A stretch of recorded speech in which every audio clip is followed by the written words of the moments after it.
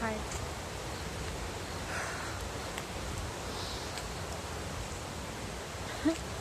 Walking by the river.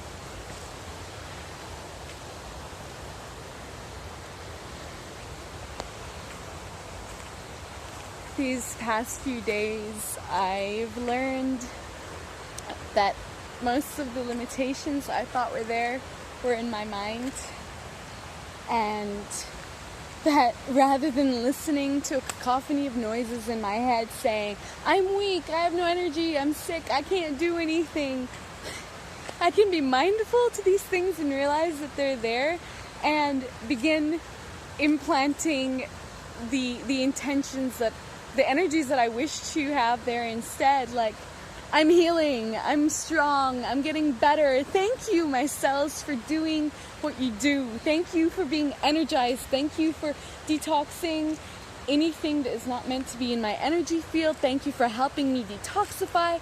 Thank you for helping me, guiding me, protecting me from external energies. Thank you for keeping me strong. Thank you for growing me. Thank you to my body for being the way that it is, for having gone through everything that it went through to get to this point. I'm so thankful. And you know what? Practice makes perfect. And when you're stuck in a rut and you don't know what to do, a lot of the times what you're doing is repeating habitual actions. You're repeating certain patterns over and over again, a lot of the time subconsciously. And so that becomes a very strong pattern that feels like a rut that you can't get out of. And that's precisely the process of rewiring yourself, like unprogramming yourself from some of these unconscious beliefs that have been basically drilled into your mind, and they've become neural highways for belief systems that you don't really have to do very much for them to be accessed. Basically, let's say there's a trigger, a person says something, or a certain smell, sound comes into your experience, and all it has to do is pluck at the thread that connects to that neural pathway. And next thing you know, your mind's reliving an experience, something that it learned long ago. Like, the brain likes patterns because it could save your life. It shortens the time, the response time. So for instance, if you learn to recognize that a certain sense associated with a certain predator, or when you hear that sound, well, you better run, that can save your life. So the brain basically processes that pathway, stores it in for you, and draws it up when you hear that sound again. But a lot of the times with things like PTSD or basically trauma-related or triggered issues, what happens is we've stored a pathway related to a certain action. So we've stored this reaction. And what happens is it begins to be improperly accessed. Like, let's say you're walking down the street and you hear a car horn that sounds very similar to a near-death experience you had where a car almost ran into you and it was very traumatic. Your body does not know any different and will go immediately into that reaction. It will go into that response, the stress, fight or flight. You know, you won't be thinking at that point anymore. You'll just be reacting. You might be hyperventilating. So that's an example where trauma would have created a pattern. There's so many other things. Like, for example, hearing the same words said to you repeatedly as a child. Or, you know, learning something in school or being told something by your parents. It could be something you've told yourself. Like, for example, if you heard from your parents at some point that, you know, you weren't very smart, and then you took that up as a habit to tell yourself, like, I'm not smart, I'm not that smart. So then every time an experience comes up, like, for example, like, hey, you know, can you answer this question? No, I can't, I'm not that smart. Or what if you're one of the people in, like, a group of 5 that is required to, like, help together to solve a puzzle, but you're not putting any input in because you've come to the conclusion that you're not smart enough to solve it. These are all patterns and beliefs. We have some rituals that we even might repeat during the day.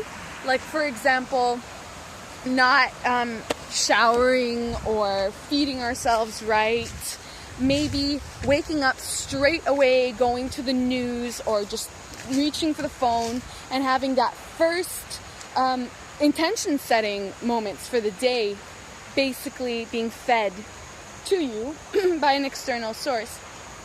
It's all these little things.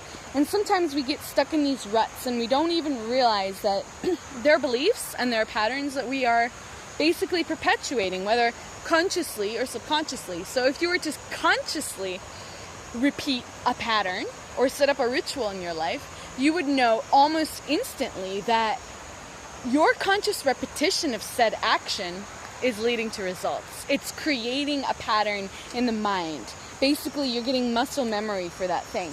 So today I want to invite you to create conscious traditions, habits, patterns, or rituals for yourself that can enhance your quality of life, that can help you grow as a person, that are an accurate reflection of who you are as a light being on the planet at this time.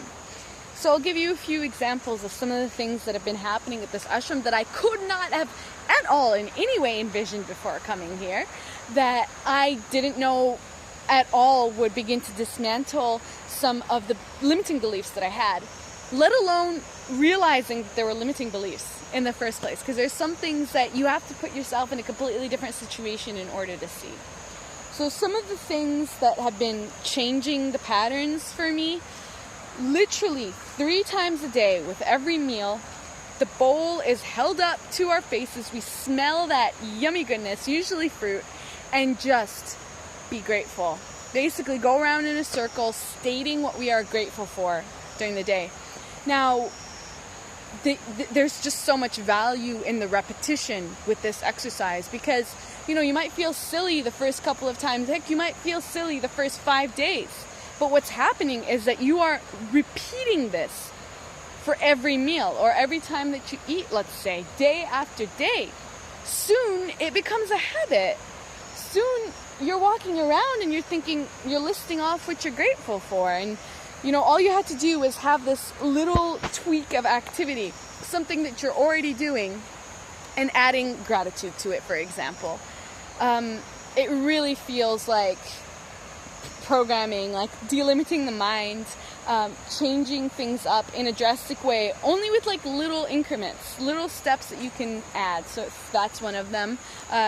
Gratitude over food. I noticed that I would just,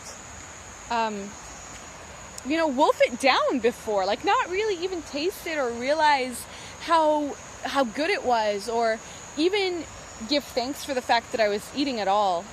And, something in your head switches, a flip switches when you basically have to be grateful for this, or, not have to, as in when you decide to do that.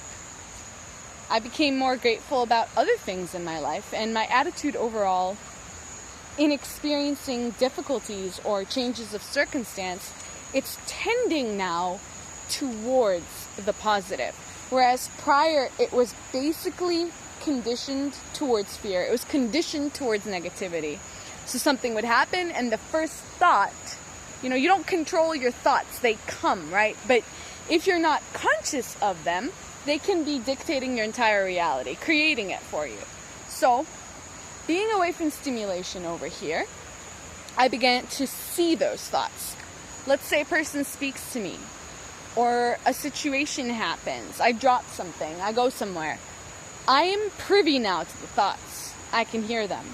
And in that silence, the first few thoughts that were coming up were so negative. They were very judgmental, let's say. A lot of them were fearful. A lot of them would immediately begin anxiety, like a cacophony of voices that start kind of anxious chain of events. Now, before, when I couldn't really hear these thoughts because I wasn't A, tuned into them, and B, I did not know they were there, or where to look to find them, let's say. Now that I could hear them and realize that they were there, it becomes very easy to basically not give energy to these things.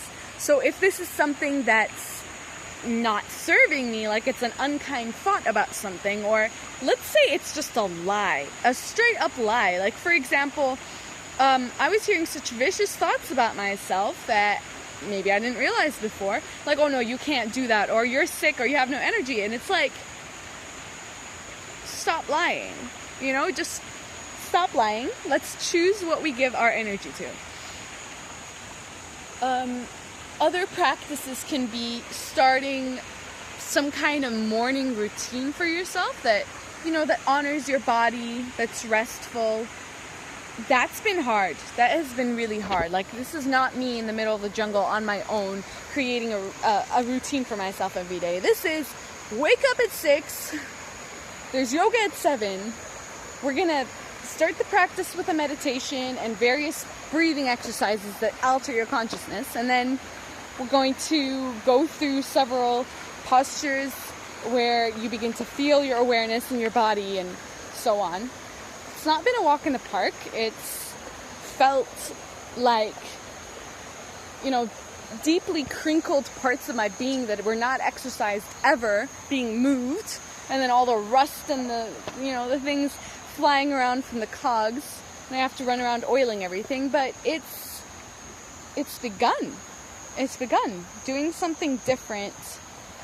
Taking myself out of the rut that previous actions, reactions, and thoughts have got me into. If you recognize that you are the creator of your reality and you own up to it and are able to become responsible for the fact that everything that it is in your life right now has been created by you. Everything. Even the things that you don't like. That's the trick here. In order to embrace and move forwards into the vision that you do have for yourself, you basically have to accept responsibility for the parts that you don't like so much, or the things that you would rather not have happened to you, would rather not have around you in your experience right now, would rather not be a part of. They too are a part of you. They are part of the experience that you call to yourself for whatever reason. Everything happens for a reason. It's all a learning process. And if we can become responsible for these aspects of ourselves, if we can become responsible for this reality that we've crafted, then we become conscious purveyors of our reality. Then we can basically thank the experiences in the way that things are or have been, and begin to call things in consciously that we do want to experience. Like, if you can basically let go of the past as it's been, or recognize your part in the way that reality has been, that you've created reality up until now, then you realize you are creating a reality and can go on and create it however you please from this point onwards. Yes, first comes the unraveling. Yes, first comes the, you know, the hard knock in the stomach of like, oh, I created this. I was trying to pawn this off on other people. I was trying to make excuses for this, but I created this. You know, I did this. Oh, look at that broken relationship over there. You know, that was me. I wasn't able to be open. I was not able to be there for myself or be there for the person. Oh, look at that. Look at those many times that I didn't speak my truth and, you know, I stood down and let someone trample all over me. That was all me, for example. So, in accepting these aspects, in accepting that you've created your life up until now, you open up the doorway to creating consciously. I want to invite you today to think about some of the patterns, habitual events in your life, and what you might be able to implement otherwise to play with these things a little bit.